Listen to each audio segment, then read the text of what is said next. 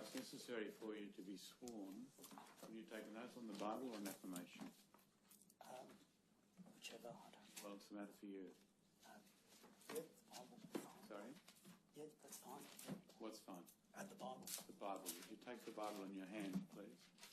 And repeat after me. I swear by Almighty God I swear by Almighty God that the evidence I shall give in this royal commission that the evidence I shall give in this royal commission shall be the truth, shall be the truth, the whole truth, and nothing but the truth. nothing but the truth. Yes, thank you. Take a seat, please.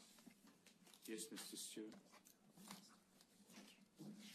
Bello, will you state your full name? Joseph Bello.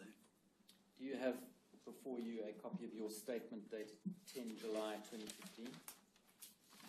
Yes, I do. Are there any amendments or corrections you wish to make to the statement?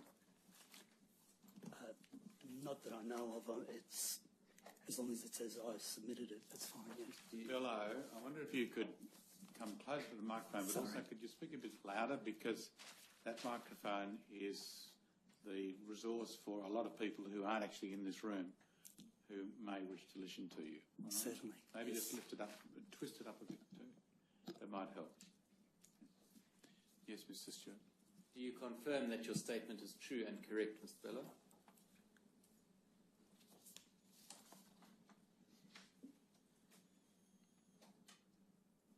Yes. I tender the statement. It will become Exhibit 29-5. Mr. Bello, you were baptized as a Jehovah's Witness in 1973, is that right? Yes. And you were appointed as an elder in 1991? Yes. And since then you have served in that capacity in the Kingsley congregation? Yes. And how big is that congregation? About 90 publishers or so at the moment.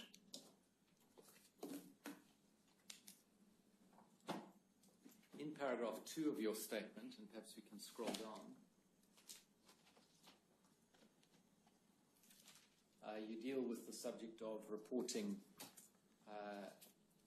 or how elders respond to complaints of child sexual abuse. And you'll see what you say at the foot of that page and then over the next page.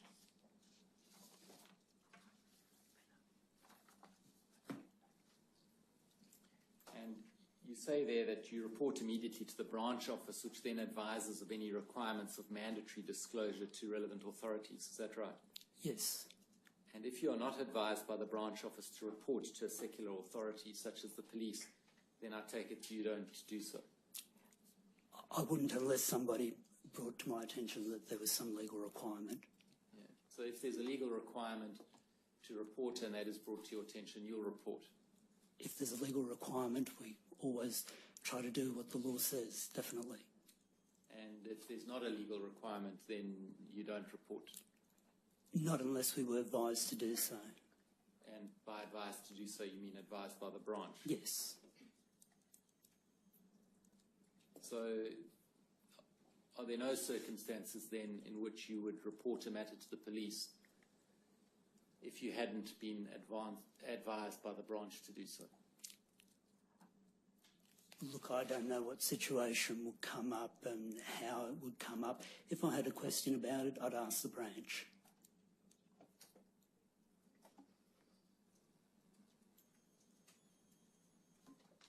Now, if we look at 2.2, the matter is then handled internally. Is it by, if a complaint is made that is of child sexual abuse, in the manner you set out in 2.2? In other words, 2 elders are directed to investigate the complaint. If substantiated, a judicial committee of 3 elders is appointed, and so on. And then also in 2.4, where a person has been found guilty of child sexual abuse, that's guilty by the judicial committee, is it? That you're referring to? Yes. The elders privately counsel him as to appropriate behavior with children, such as not spending time with them without any adult present, not inviting them to his home, not engaging in displays of affection, and so on. Now, if we go to 4.1,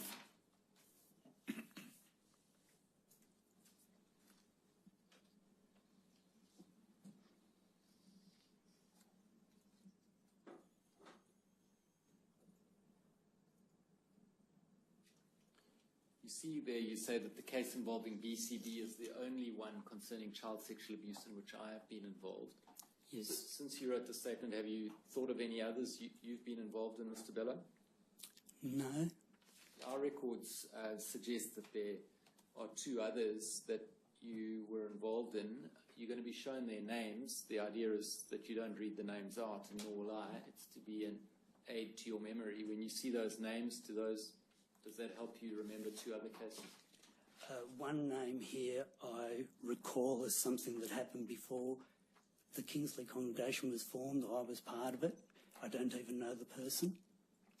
The other case was a situation of someone who hadn't been attending for a long, long time, and it was handled by the police, and I had no involvement.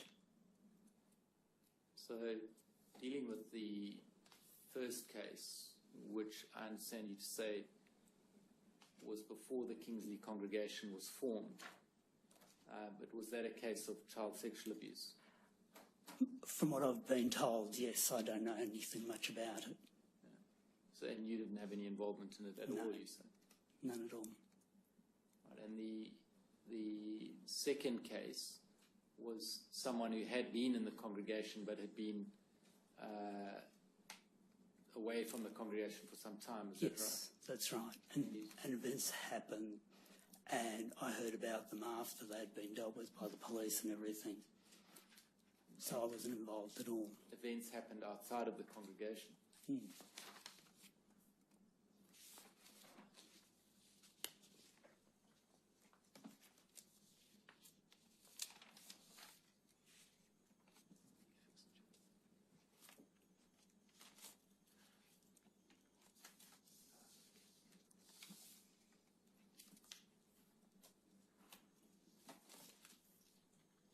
Now, in the case of BCB, in your paragraph 5, which is on the screen, we can just scroll down to the substantive part of the paragraph.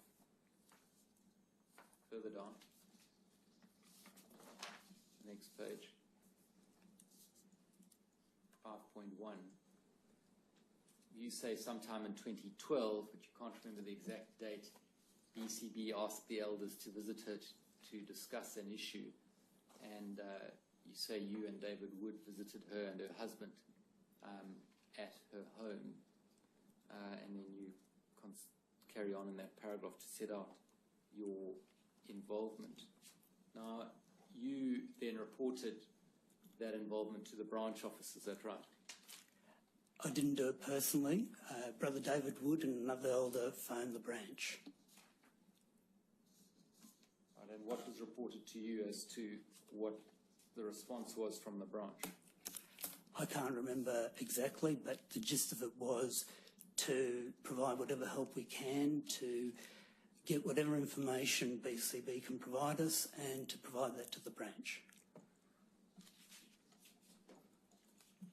Now, can I show you tab 71?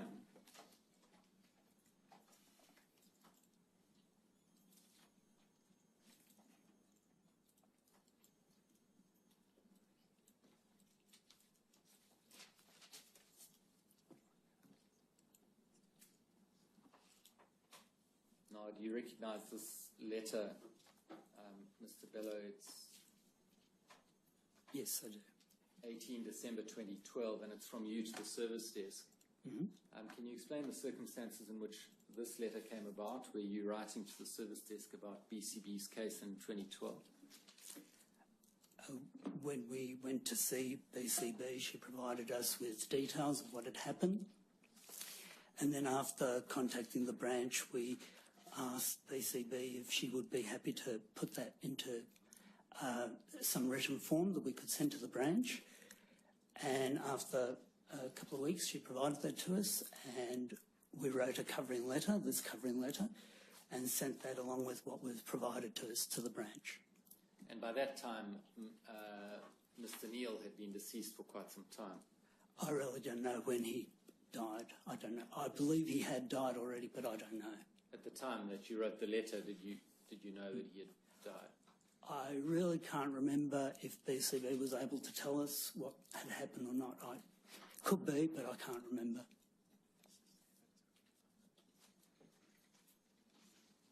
And what was the purpose, in your understanding, of making this report to the branch about these events that had occurred many years before? Well, we did it on the wording that BCB gave us, which is she wanted to make sure the branch had these details in case someone else had had similar experiences with the same brother. Did you have any expectation as to what the branch might do with this information? No, I didn't know. I presumed that they would have other details from when it was handled, and that would help them to work things out. So they may be able to match the information with some other information they already have. Mm. And then if we look at the next tab, 72, 2 years later, December 2014, you had cause to write again to the branch. Do you recognise this letter? Perhaps we can scroll down for you.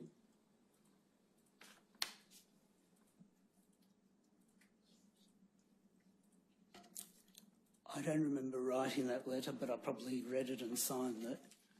Well, if you look at the end of the second page, you'll see that you're quite right in that regard.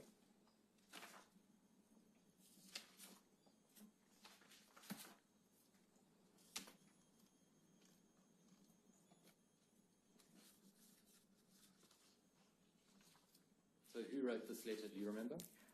This would have been written by David Wood and Robert Boardman. What makes you conclude that? Because I know that they were handling the matter after I wasn't involved in it anymore.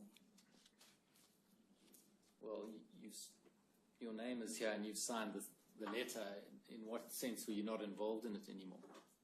I wasn't actively trying to help BCB or give support at that time. Now, you'll see on the first page of the letter, if we can go back to the paragraph number 2, you'll see there it's recorded that the alleged perpetrator is Brother Neil, now deceased. So at the time you wrote that letter, you, of course, knew that he was deceased. Yes, at that time. And what was your understanding of the writing of that letter? My understanding... As to its purpose? Yes. My understanding was that we had further details provided by BCB, and from recollection there were a lot more details in terms of names, dates, things like that. So it was providing further information as it became available.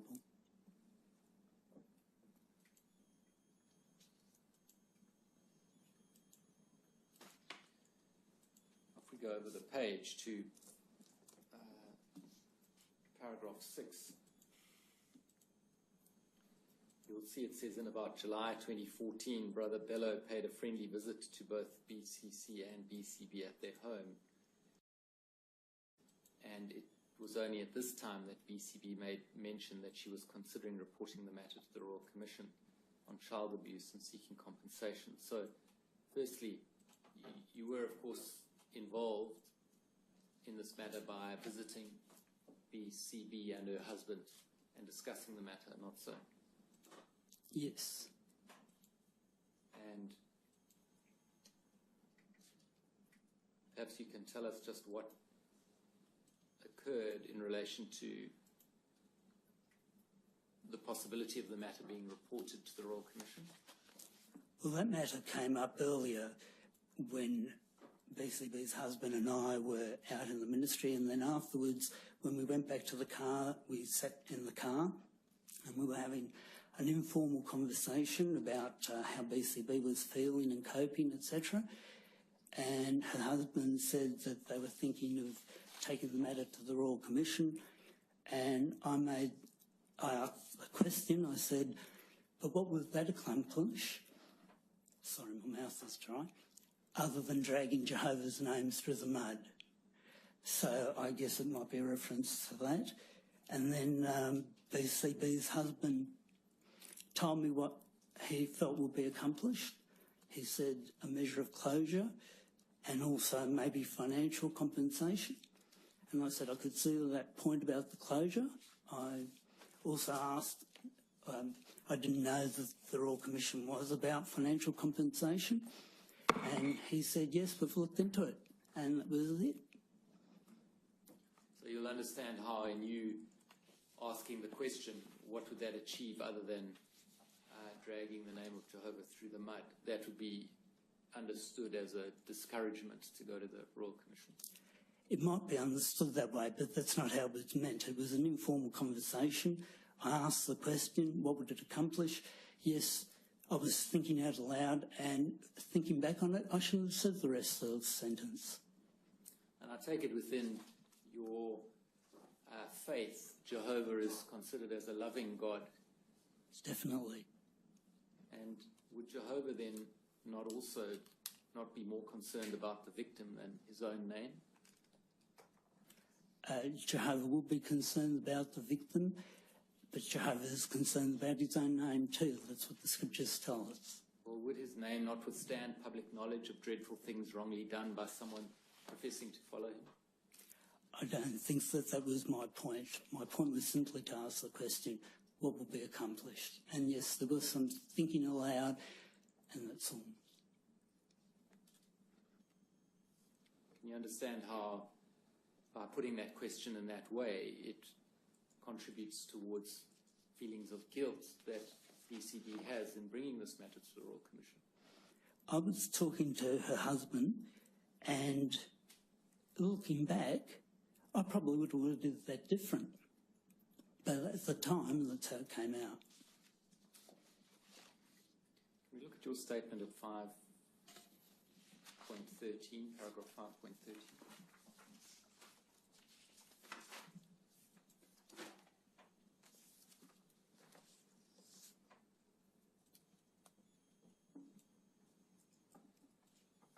That's where you explain what you've just you explain the statement as you've explained it now in the witness box, and you say in the last sentence, let me start before that, you say, I was wrong to say it. In other words, ask that question about dragging Jehovah's name through the mud, and I never would want to discourage someone going to the authorities with a complaint of child sexual abuse. And this is also against the direction we receive as elders from the branch. I take it that the direction you're referring to is that if people want to report to the authorities, they should not be discouraged from doing so. That's right. You don't mean to say that there's a direction from the branch to positively encourage people to go to the authorities? I just mean whatever the letter says. I can't remember the exact wording, but whatever the letter says. Well, we're looking now at your statement, not at the letter. Yes. And your statement says, this goes against the direction we receive as elders from the branch. Now, I'm just seeking to understand what it is that you're saying there. You've agreed that it's a reference to a direction not to discourage people from taking reports or reporting to the police, right? That is the direction. And I'm seeking to understand you're not saying there's any direction to positively encourage people to go to the authorities. I don't believe the letter says that, so I'm not saying that. I'm saying whatever the letter says. We're not talking about a letter, we're talking about your evidence. There's no direction to your knowledge to positively encourage people complaining of sexual abuse to go to the authorities. Is that right? The direction is to encourage them to do whatever they feel is best, whether that be to report it or not report it, apart from whatever legal requirements there are, which of course we would follow. Do you know of any case where a victim of a crime has been encouraged to take a matter to the police? No, but then I don't know the opposite either.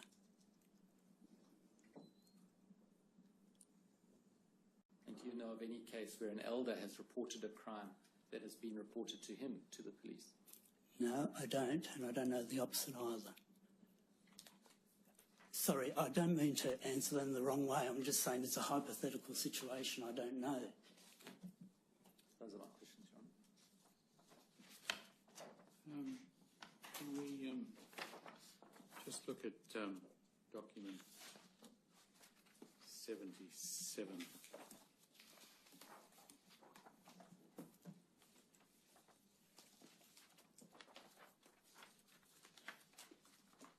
Are you familiar with this document?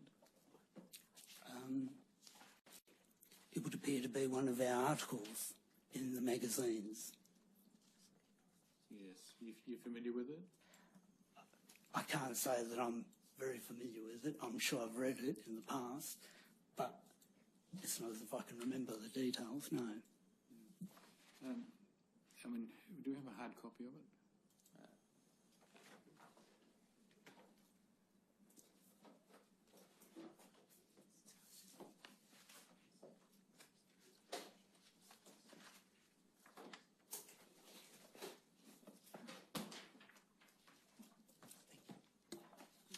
You're welcome to look at it, but it seems to be a discussion of the trauma that a victim of incest might suffer.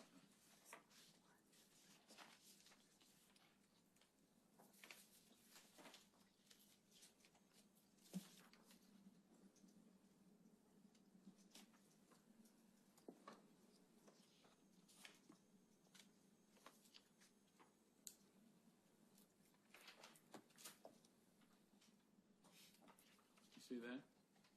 Yes. And then there's on page 30, it seems to be, from the publication, which will be the 5th page, I think, what's said to be a realistic view and the permanent solution. You see that? Mm-hmm. Now, the realistic view is said to be the way of helping the victim of emotional trauma. You see that? Mm-hmm.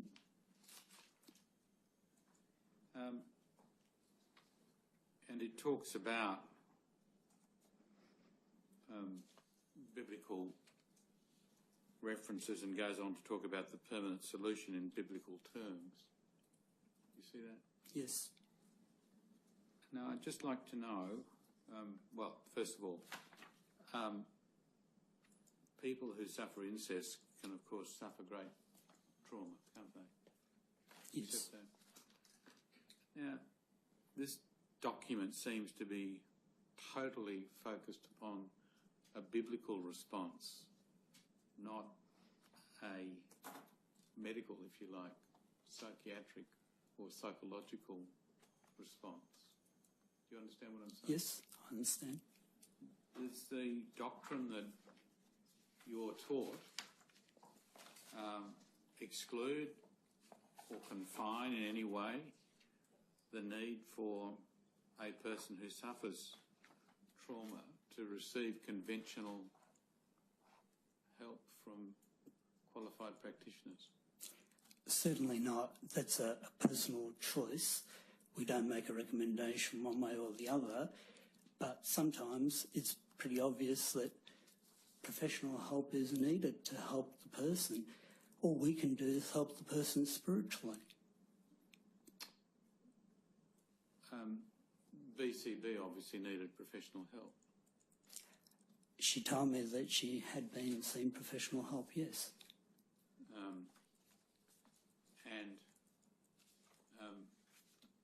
Of course, professional help costs money. You've got to pay them. Does your church accept any obligation to assist those who might have suffered at the hands of an elder in obtaining professional help? I wouldn't know the answer to that. Not that I've ever been involved in. I can only speak from my experience. I've never been involved in any experience where the organisation has helped that way, but maybe they have, I wouldn't know. Do you think it should help? Well, that would be my personal opinion, and I don't think my personal opinion is particularly that worthwhile. Why not? I would talk from my limited experience, and I don't think that that's appropriate. When I do things, I try to research things and come up with some opinion that at least demonstrates some thought. But answering here at no notice, I think I'd just say what came into the top of my head, and I don't think that would be appropriate. Have you been following the work of the Royal Commission? No, I haven't. Not at all? Not at all. When did you first know you would have to give evidence here? A few weeks ago. Might be a couple of months ago, but it was a matter of weeks. The work of the Royal Commission has received publicity all over Australia. Yes. And you haven't read an article about it? To tell you the truth, I've scanned the headlines of the Saturday paper and I might have read a couple of paragraphs in and then moved on. And that's about it. What about the television news? I don't watch the news. What about the radio, the ABC? I don't listen to the radio that much.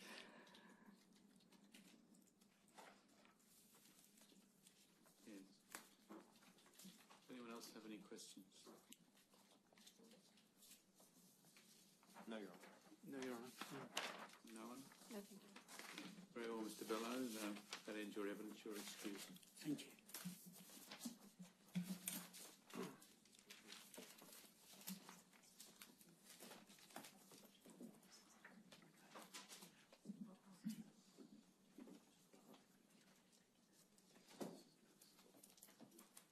The next witness, Your Honour, will be BCG. BCG? Yes.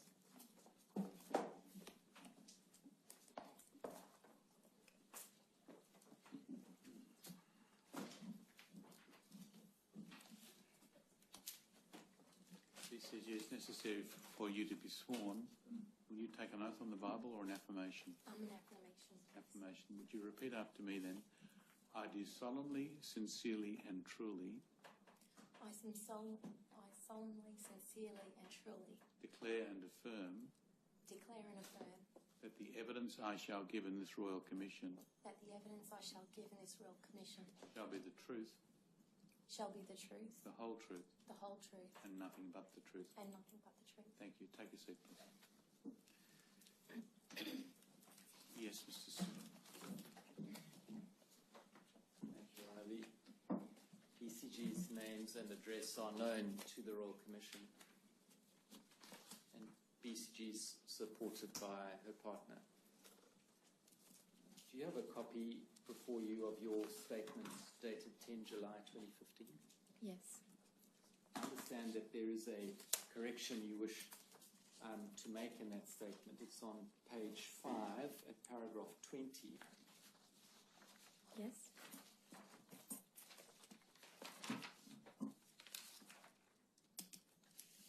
I would. Oh, sorry. I'll identify it. I was just waiting for it to come up on the screen.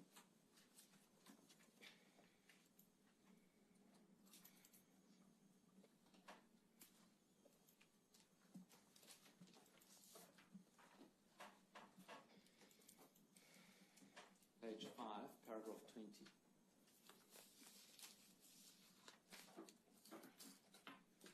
It's the last sentence of that paragraph that you wish to delete.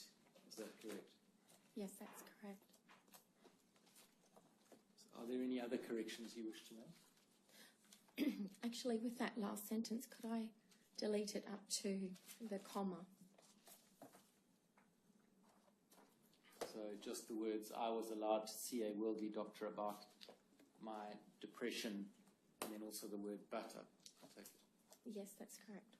And so it would remain, I was forbidden from speaking about the church as it would bring reproach on Jehovah's name. That's to remain, is that right? Yes, that's true, yes.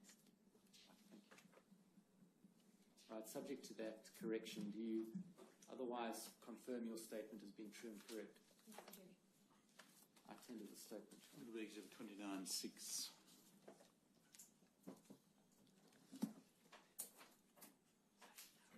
I'd ask you to read your statement commencing at paragraph 3. Can I just understand the change you've made to paragraph 20?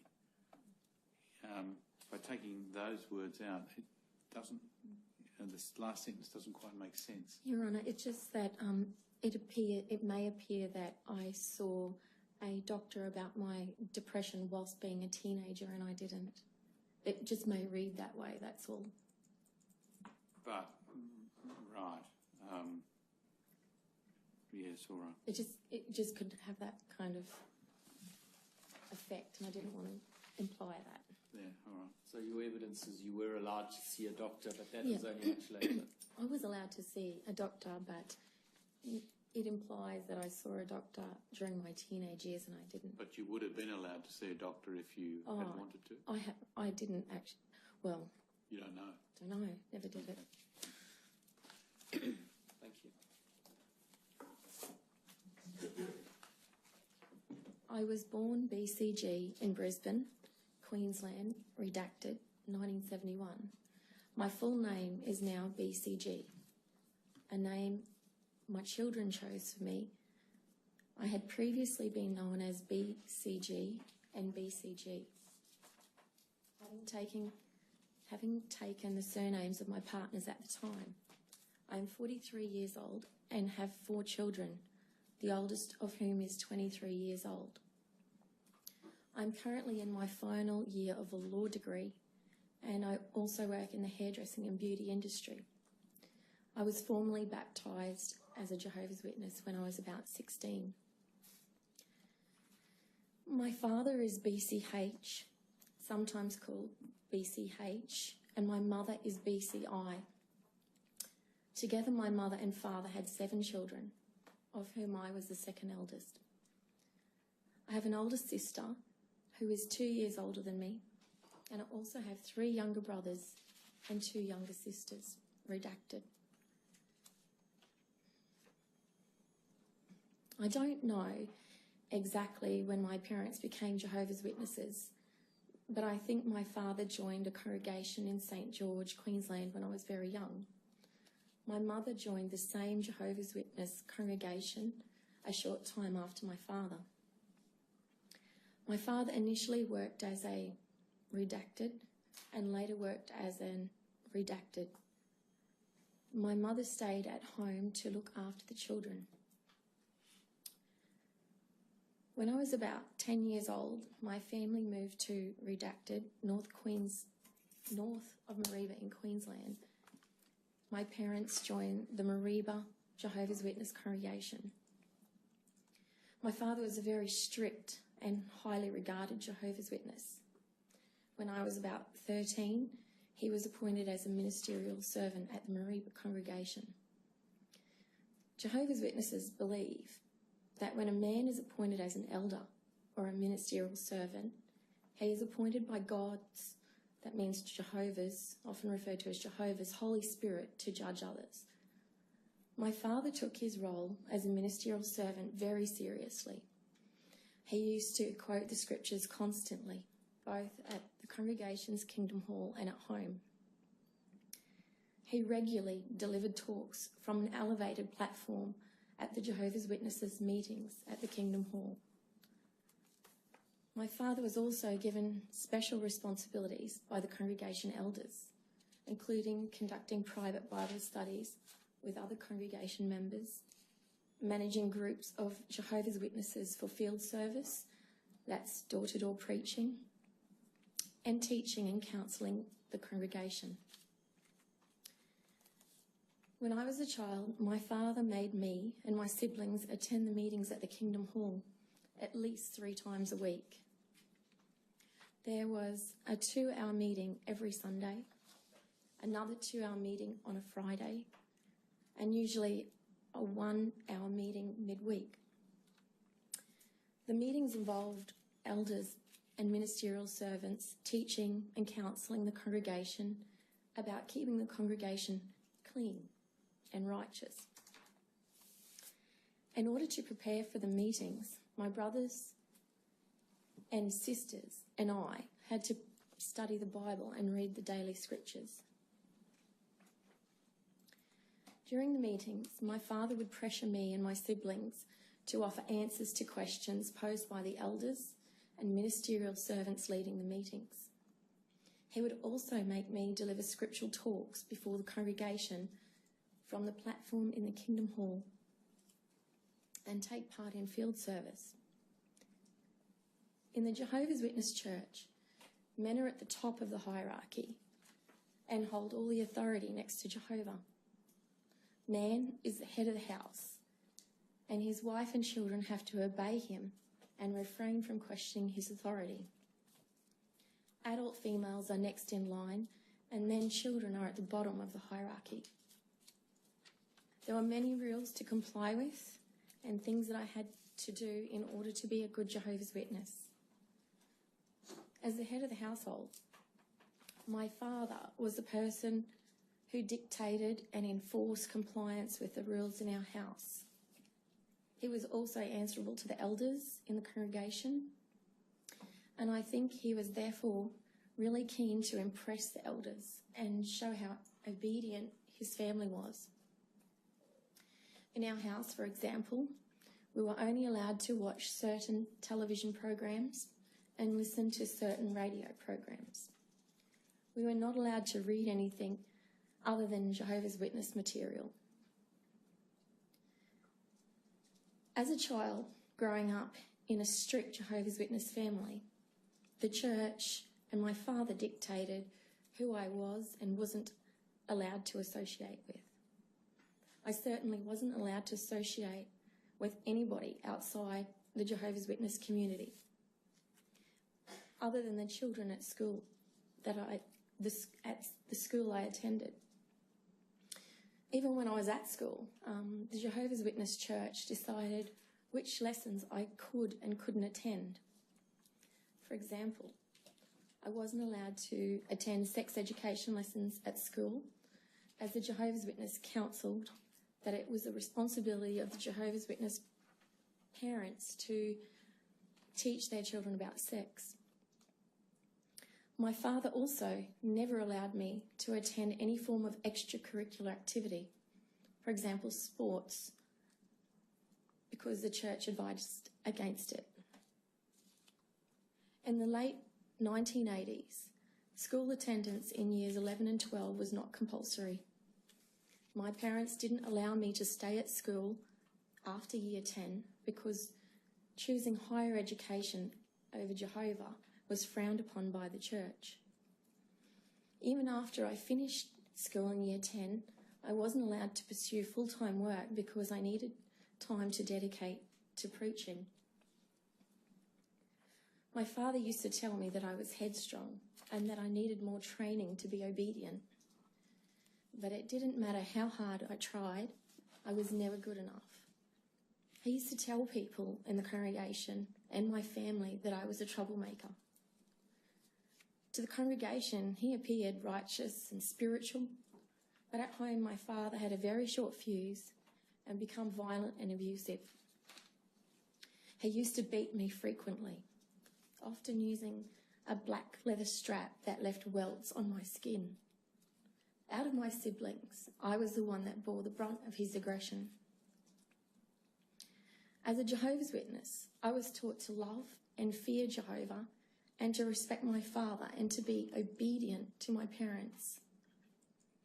I was taught never to question my parents or their decisions.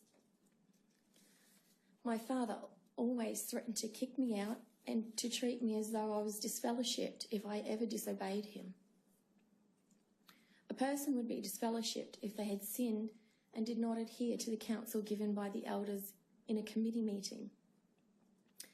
Disfellowship means excommunicated from the church, and nobody, family, friends included, would be allowed to associate or talk to you until you're reinstated.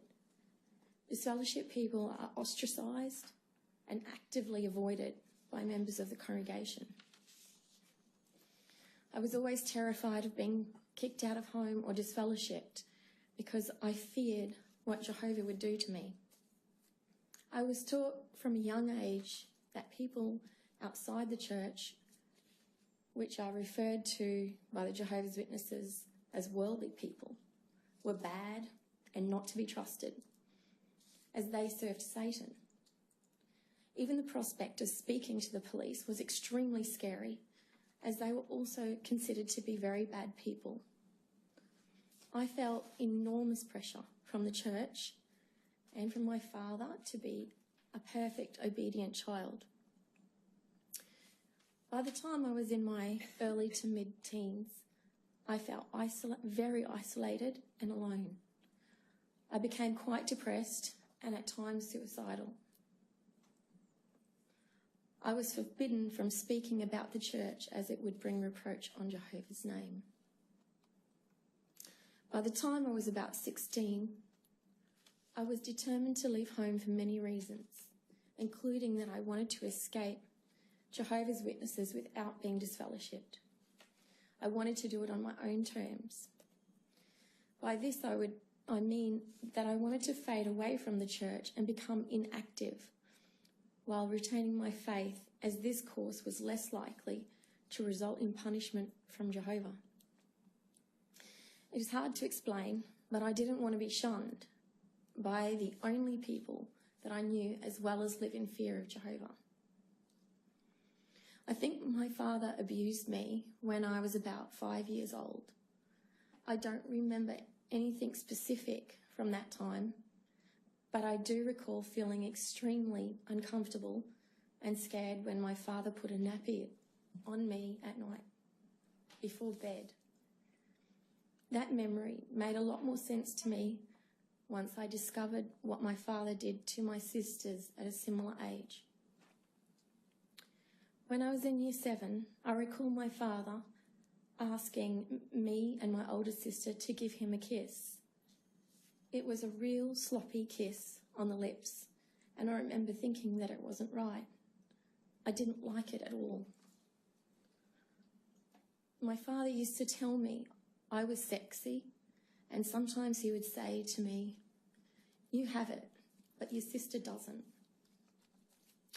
My father often removed my bedroom door because I would either shut it to get dressed or lock it to keep him out. I don't remember any other clear instances of feeling so uncomfortable until I was 17. I suspect that I may have blocked a few things out. In October of 1988, my mother took my siblings to Brisbane to see Expo 88. They were away for about 2 weeks. I had just turned 17 years old, and I wanted to save money to buy a car, so I stayed at home with my father. Although my father beat me a lot, he could also treat me like a normal person. I wanted him to be proud of me, to accept me, and to recognise that I wasn't bad or evil. I thought it would be a good idea to stay at home with him and cook for him whilst my mother was away. I didn't think anything of staying at home alone with him because he was my father. While my mother and siblings were away at Expo, my father sexually assaulted me on a number of occasions. The first time that he tried to have sex with me, he came naked into my bed at night whilst I was sleeping and touched me all over my body. When I protested, I remember him saying to me, "Shh, it's okay, I'm your father. Be obedient to your father." I couldn't believe what was happening. After the first time, I tried to lock my bedroom door, but this made him so angry. While my mother was away, my father touched me and tried to have sex with me on at least 4 or 5 different occasions. I resisted as much as I could each time, but he was a violent man and prone to snap. I was absolutely petrified of him and tried not to make him angry. While my father sexually assaulted me, he quoted Bible scriptures and referred to the scriptures about being more obedient, that he made me put up on my bedroom wall. He said to me while he sexually assaulted me, "You have to be obedient to me." While my mother was away, my father also gave me alcohol and made me watch pornographic movies with him. After my father had touched me and tried to have sex with me, he behaved completely normal towards me, as if nothing happened. I convinced myself that it was all nightmares, but I always knew it was real. I used to pray to Jehovah to put his angels around my bed to stop my father from coming to me. But he didn't help me, and my father didn't stop. While my mother and siblings were away at Expo, my father took me on a motorbike to a Jehovah's Witness working bee in Cooktown. When we got home, my back was really sore from the motorbike ride, and my father told me he would massage my back for me. He started massaging my back, but moved down and started touching me where I didn't want him to. I told him I didn't want him to do that, but he said, "Shh, be quiet, I'm your father, be obedient."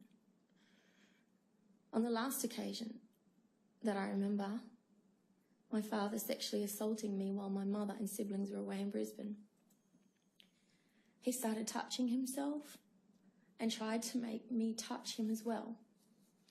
When I refused, he said to me with money in his hand, "I'll give you $300 to help you with your car and $300 after if you bend over on the bed." I said to him, "I don't want to do it and I don't need your money." My father became very angry with me and pushed me onto the bed. I managed to get away from him and ran outside. My father chased me through the backyard of our house, but I managed to escape to a neighbour's property. Once my mother and siblings returned from Expo 88, my father started to tell everyone that I was mental, a nutcase, and that I served the devil.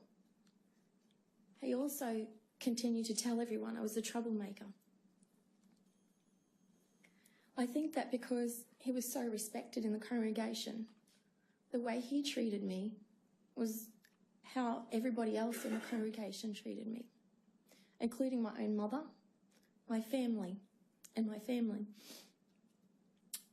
My father also tightened his control over who I could talk to in the congregation, forbidding me to speak to anybody who he thought I might tell about the abuse. If I broke his rules, he flogged me. I knew that as a Jehovah's Witness, it was my duty to report any wrongdoing to the elders in the congregation. Although I wanted to tell them, I was terrified of doing so. So my father had threatened to beat me and kick me out of home if I ever spoke to anyone without him present. I'm sure that everyone in the congregation knew that my father was a violent man and beat me frequently. I was often forced to attend meetings having just been beaten by my father with his belt and still bleeding from the welts.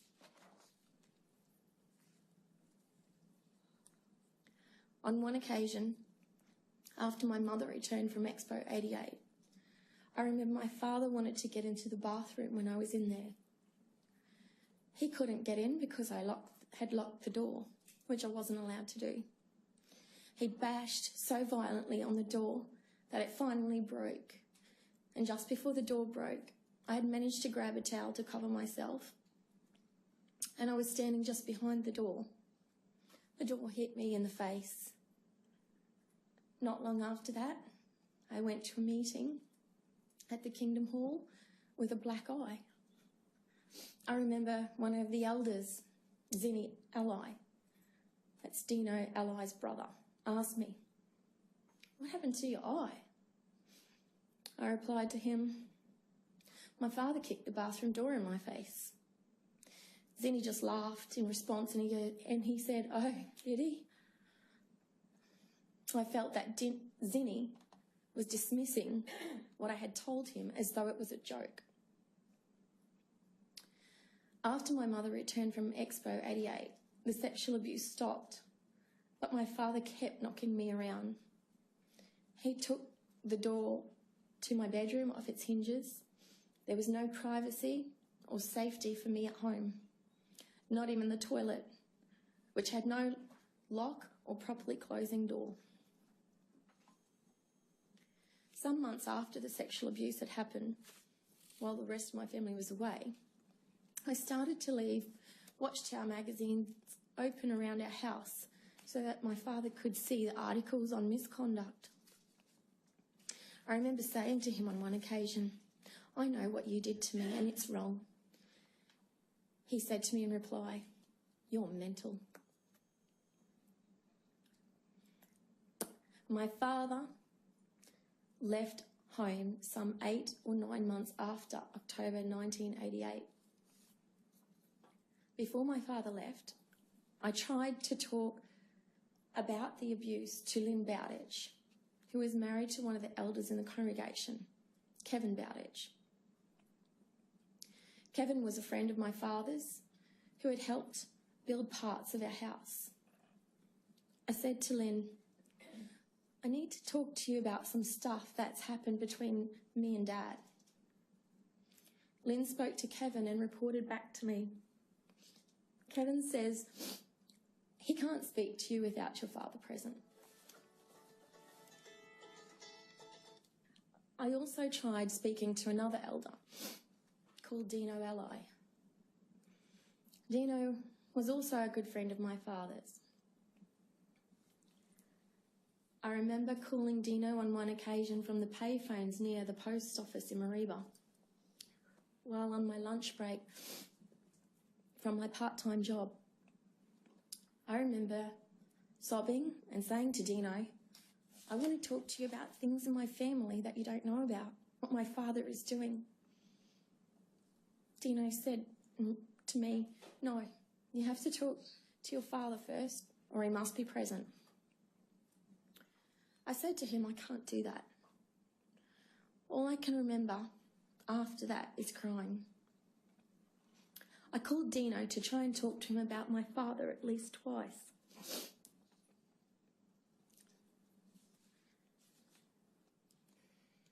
In May or June of 1989, about 8 months after my father sexually abused me, while the rest of my family was away,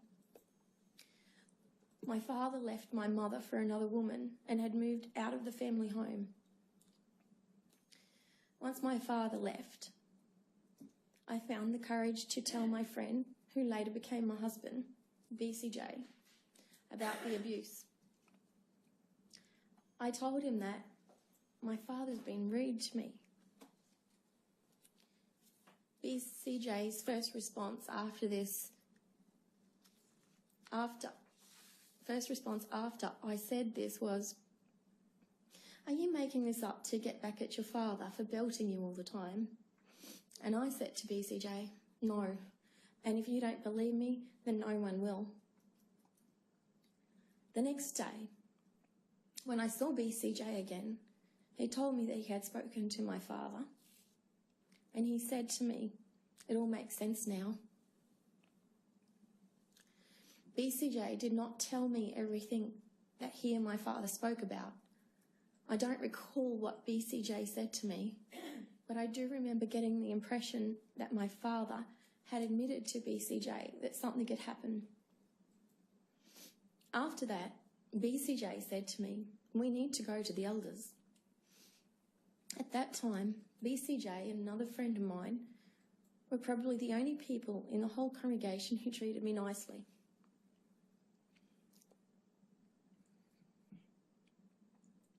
Soon after, I told BCJ. He arranged a meeting between us and Dino Ally at Dino's workplace. I remember saying to Dino Ally, "My father has been rude to me." He seemed incensed and said to me, "You do know that this is a very serious allegation you're making?" And I said to Dino, "I know, and that's why I'm saying it." I assume that Dino then spoke to Kevin and to another elder called Rhonda Roy, because within the next couple of days they wanted me to attend what I understood to be a committee meeting. I didn't tell my mother about what happened because she was an emotional wreck after my father had left. I remember meeting with elders, Dino, Ron and Kevin, by myself on a number of occasions for a couple of hours at a time. On one occasion, they brought my father into the room so I could tell him what I had told the elders. I cannot recall exactly how many times I had to meet with the elders. I didn't want to be there, and I felt so uncomfortable. I had nobody to support me. I don't remember anyone really explaining the purpose of the committee meeting to me. But I understood at the time that the elders were investigating what I had alleged. At the first committee meeting, the elders sat me in a room at the Kingdom Hall and came in one at a time and asked me to tell them what happened. After that, they all came in together and asked me more questions. They repeated this process several times. I felt like I was being interrogated and that the elders were trying to find inconsistencies in my story to catch me out. Now, in hindsight, I understand that the elders were investigating whether or not I was a credible witness and if my allegations could have been truthful. Because the elders were all male and all were my father's friends, I was very reluctant to speak to them about what had happened. Unless they asked me a direct question, I didn't really offer the full detail of the sexual abuse. I never felt as though any of the elders believed me. In fact, they seemed incensed by what I was saying and took the allegations personally. They asked me questions like, "Did you enjoy it? And how did you react to that?" At times, it felt as though they were getting off on what I was telling them. The elders told me that I had to tell my mother about my abuse. When I told her that my father had abused me, she asked, "Really? What did he do?"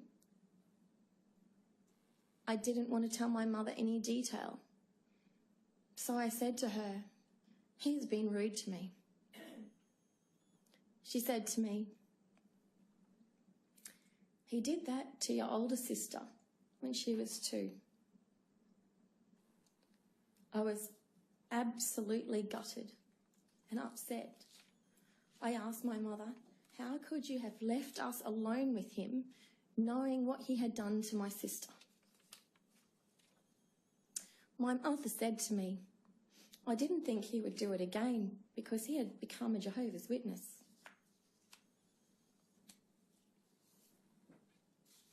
After my mother had told me what my father had done to my older sister, it occurred to me that I should check with my 2 younger sisters if he had done anything to them. Together, my mother and I spoke to my younger sisters. They were about 5 and 7 or 8 at the time, and both of them said to me, "Yes, Dad has been rude." I remember my younger sister saying the words to the effect of, "He put his penis between my legs when we were laying down in the lounge room watching TV." I remember my other younger sister saying words to the effect, "He made me have a shower with him and he touched me and massaged my pee in the shower." My mother came with me to tell the elders about my younger sisters. I remember that Rhonda Roy said to us, "We don't want to talk to your sisters because they're too young to know what they're talking about." This response made me so upset because, irrespective of their ages, my sisters were also victims too, and the abuse should have been considered by the elders. At some point after I told the elders about my younger sisters, the elders told me that I had to meet with my father and put the allegations of sexual abuse to him. They sat me down at the opposite end of a table to which I was sitting. I was extremely terrified, but I was trying to be strong and brave. I kept thinking of my little sisters. I remember my hands shaking and my knees knocking together with fear.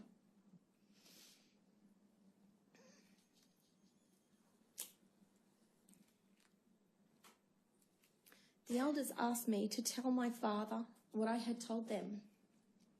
My father became very angry, and I remember him saying, "I'll flog you, I'll hit you, just wait till you get out of this room."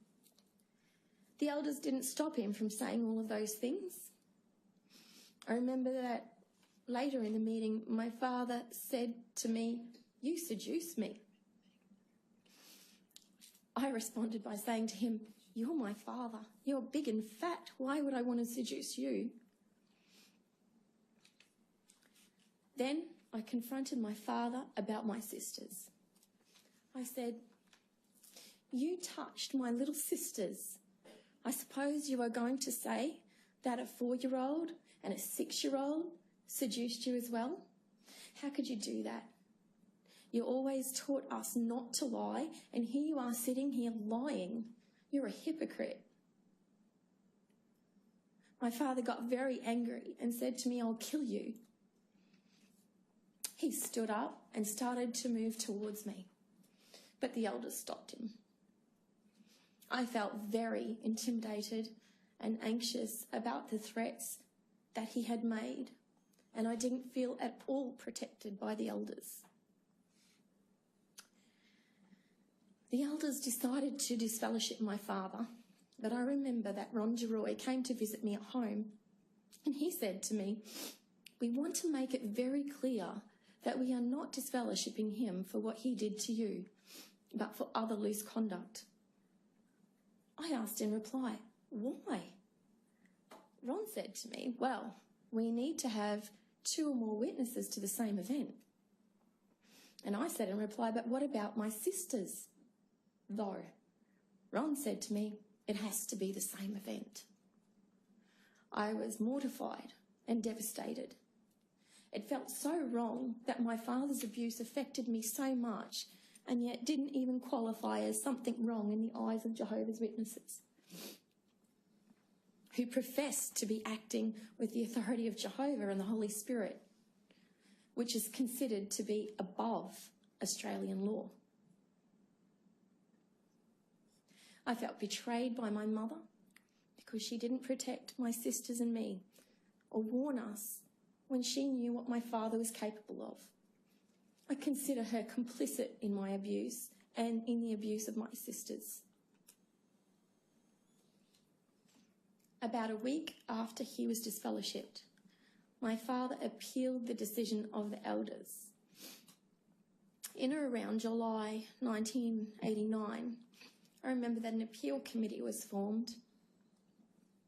3 elders from other congregations in the area, Joe Morazes, Don Wilson and Jim Bennett, sat on the appeal committee. Don Wilson was the father of my best friend at the time. The elders from the first committee, Kevin, Dino and Ron, also attended the appeal committee meetings. I was called back to appear alone before the appeal committee, although no one explained to me why. This time, my father was sat in the corner of a room and was not allowed to speak to me or threaten me. The appeal committee elders asked me questions and I had to say everything all over again. This time, they were not accusing as the elders in the original committee meeting.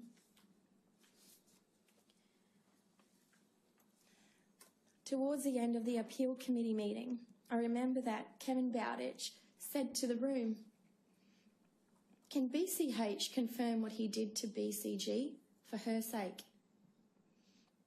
My father said the words to the effect, "Yes, I stepped out of line."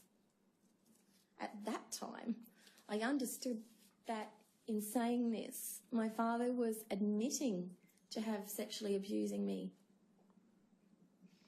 At some point, not long after the appeal committee finished their meeting, one of the elders came and told me that my father's disfellowshipping had been upheld. I don't remember which elder spoke to me or exactly what he said. After his appeal was rejected, my father moved away from Mareeba to live in Cairns.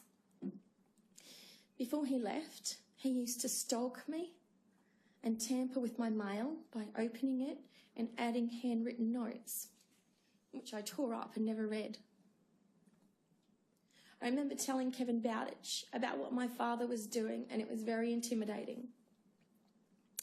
At one point, I moved out of home to stay with another Jehovah's Witness couple to try and escape my father's stalking and intimidation, but he still managed to find me. I'm aware that my mother told a lot of people in the congregation about what my father had done to me. After he was disfellowshipped, many people said things to me. I don't believe this happened, and I think you lied. I felt worthless, helpless, and embarrassed. I continued to live in Mareeba and remained a member of Jehovah's Witnesses, Mareeba congregation. In November 1989, I married BCJ, and not long after I married BCJ, I still felt worthless and alone, and I tried to commit suicide by taking an overdose. I had to report my suicide attempt to the elders, as it was a sin against Jehovah. I remember that I spoke to Ron DeRoy about it, and I was chastised because attempting suicide is viewed as a serious wrongdoing in the church. A few years later, I can't recall exactly when, Ron DeRoy came to tell me that my father was going to be reinstated. Nobody had ever asked me if my father had apologised to me. So I said to Ron, "Why are you letting him be reinstated?" And Ron replied to me, "There comes a time when we can't hold him back anymore. He's doing all the right things." I asked Ron, "What right things?" Ron replied, "He's attending meetings." And I said to Ron, "How can you say that? He was attending all of the meetings and giving talks from the platform while he was touching all of his 4 daughters. He's been tampering with my mail, he's been stalking me, and he's not sorry." Ron said to me, "We can't judge that." After Ron DeRoy told me about my father's reinstatement, I said to Ron, "Well, I want to take it to the police because the congregation is not safe and children are at risk." Ron replied to me, "He is now a brother again," and he quoted the scripture that says that we don't take our brothers to court. Ron said to me, "So if you take it to the police, you will bring reproach on Jehovah's name, and you can be disfellowshipped for doing that." I was very upset and disappointed. It seemed that there was to be no justice or acknowledgement for what my father had done to my sisters and me. I felt like we didn't matter, and that the abuse was not considered bad enough in the eyes of Jehovah. Once again, I felt helpless because I feared Jehovah and I feared being disfellowshipped. My life would be worse than it already was.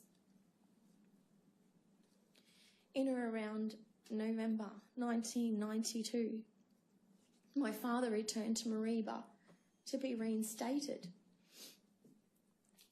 I remember that when it was announced to the congregation, all of the brothers crowded around my father, shaking his hand and patting him on the back. And despite many people in the congregation knowing what he had done to me and my sisters, I heard members of the congregation say, "Welcome back, BCH, and congratulations, BCH, it's good to see you." I was petrified to be so close to my father, but I stood my ground and refused to acknowledge him. On the 19th of December 1995, I wrote a letter to the Watchtower Bible and Tract Society about the reinstatement of my father. In my letter, I described what he had done and the way in which the elders had responded to my allegations. The letter is at QLD.0068.001.1410.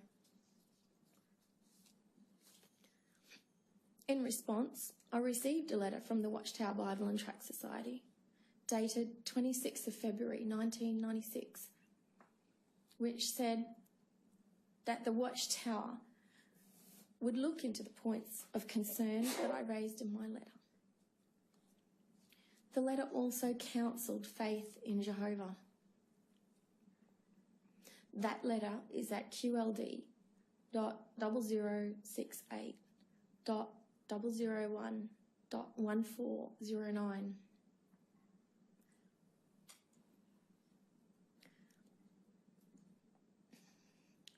I did not believe that the Watchtower would or could do anything, and I considered the letter to be a token gesture only.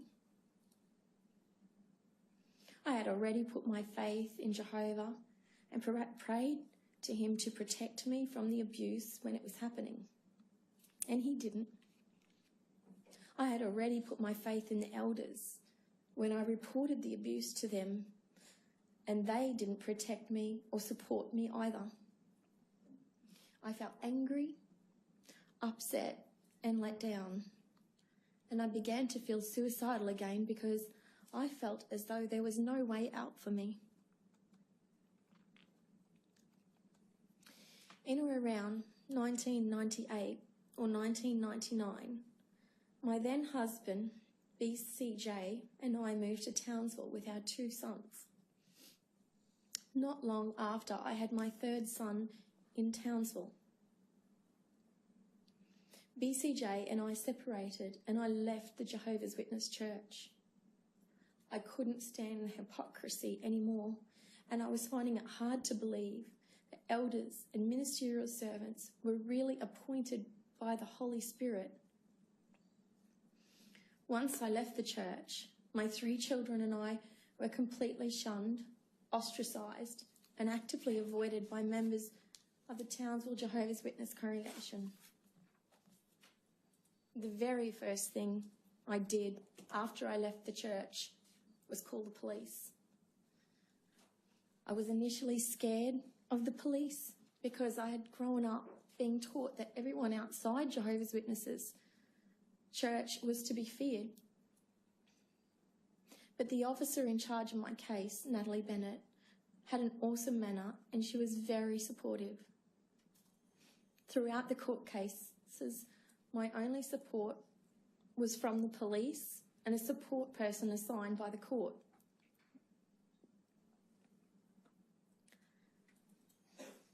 I gave a statement to the police in or about September 2000.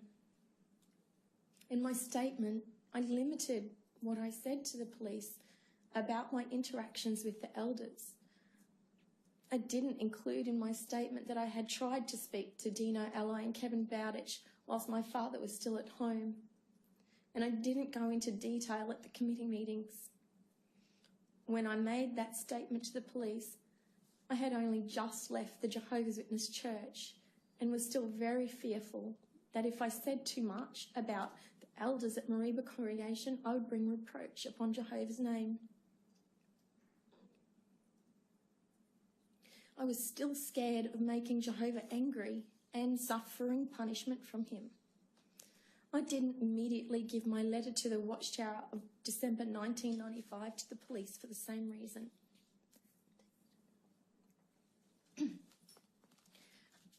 At my trial,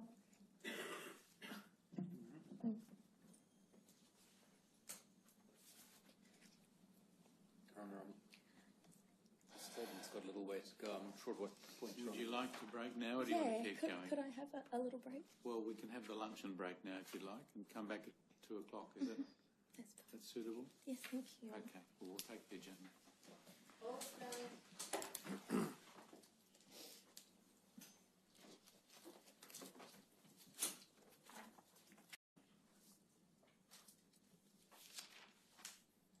Mr. Bello, you were baptized as a Jehovah's Witness in 1973, is that right?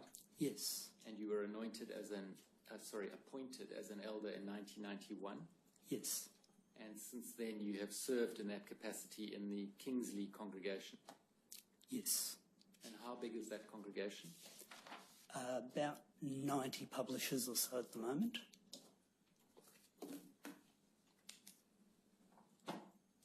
In paragraph 2 of your statement, and perhaps we can scroll down, you deal with the subject of reporting or how elders respond to complaints of child sexual abuse. And you'll see what you say at the foot of that page and then over the next page.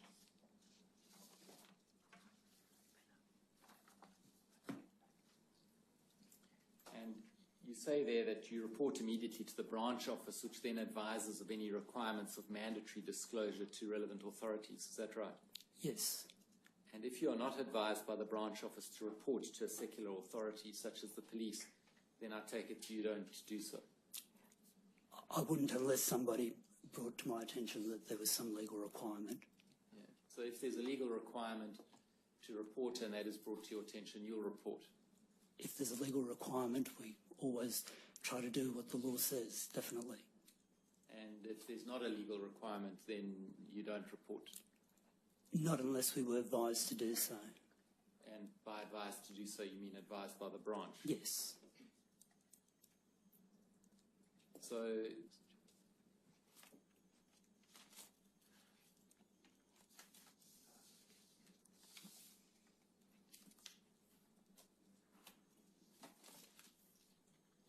now, in the case of BCB, in your paragraph 5, which is on the screen, we can just scroll down to the substantive part of the paragraph. Further down. Next page. 5.1. You say sometime in 2012, but you can't remember the exact date, BCB asked the elders to visit her to discuss an issue. And you say you and David Wood visited her and her husband at her home, and then you carry on in that paragraph to set out your involvement. Now, you then reported that involvement to the branch office, is that right? I didn't do it personally. Brother David Wood and another elder phoned the branch. Right, and what was reported to you as to what the response was from the branch? I can't remember exactly, but the gist of it was to provide whatever help we can to get whatever information BCB can provide us and to provide that to the branch. Now, can I show you tab 71?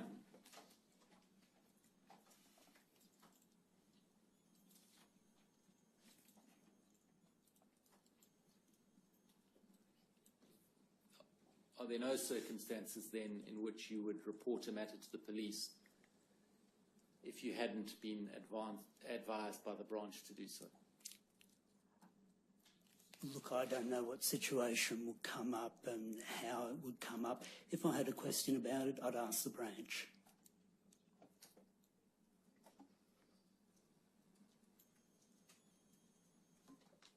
Now, if we look at 2.2, the matter is then handled internally, is it by, if a complaint is made that is of child sexual abuse, in the manner you set out in 2.2. In other words, 2 elders are directed to investigate the complaint. If substantiated, a judicial committee of 3 elders is appointed, and so on. And then also in 2.4, where a person has been found guilty of child sexual abuse, that's guilty by the judicial committee, is it? That you're referring to? Yes. The elders privately counsel him as to appropriate behaviour with children, such as not spending time with them without any adult present, not inviting them to his home, not engaging in displays of affection and so on. Now, if we go to 4.1.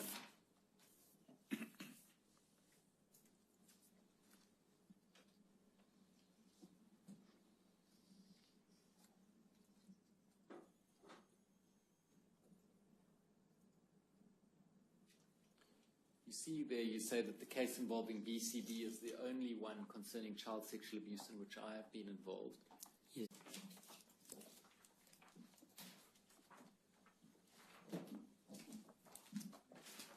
Mr. Trello, it's necessary for you to be sworn. Will you take an oath on the Bible or an affirmation? Whichever. I don't. Well, it's the matter for you. Yeah, Bible. Fine. Sorry? Yeah, that's fine. What's fine?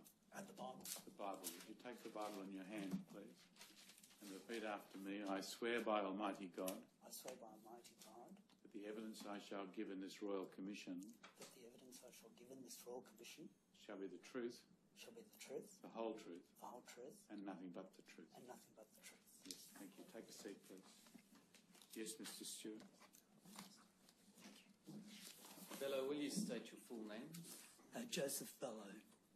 Do you have before you a copy of your statement dated 10 July 2015? Yes, I do. Are there any amendments or corrections you wish to make to the statement? Not that I know of. It's as long as it says I've submitted it, that's fine. Yeah. Bello, I wonder if you could come closer to the microphone, but also could you speak a bit louder, because that microphone is the resource for a lot of people who aren't actually in this room who may wish to listen to you. All right? Certainly. Maybe Yes. just lift it up, twist it up a bit too. That might help. Yes, Mr. Stewart.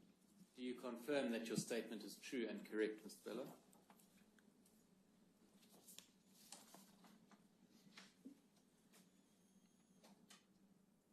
Yes. I tender the statement. Will become Exhibit 29-5. Since you wrote the statement, have you thought of any others you've been involved in, Mr. Bello? No. Our records suggest that there are two others that you were involved in. You're going to be shown their names. The idea is that you don't read the names out, and nor will I. It's to be an aid to your memory. When you see those names, does that help you remember two other cases? One name here I recall as something that happened before the Kingsley congregation was formed, or I was part of it. I don't even know the person.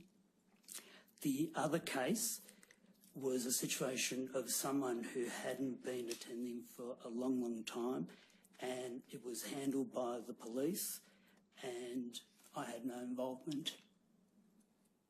So, dealing with the first case, which I understand you to say was before the Kingsley congregation was formed, but was that a case of child sexual abuse? From what I've been told, yes, I don't know anything much about it. Yeah. So, and you didn't have any involvement in it at all, you say? None at all. Right, and the second case was someone who had been in the congregation but had been away from the congregation for some time, is that right? Yes, that's right. And events happened, and I heard about them after they'd been dealt with by the police and everything. So I wasn't involved at all. Events happened outside of the congregation.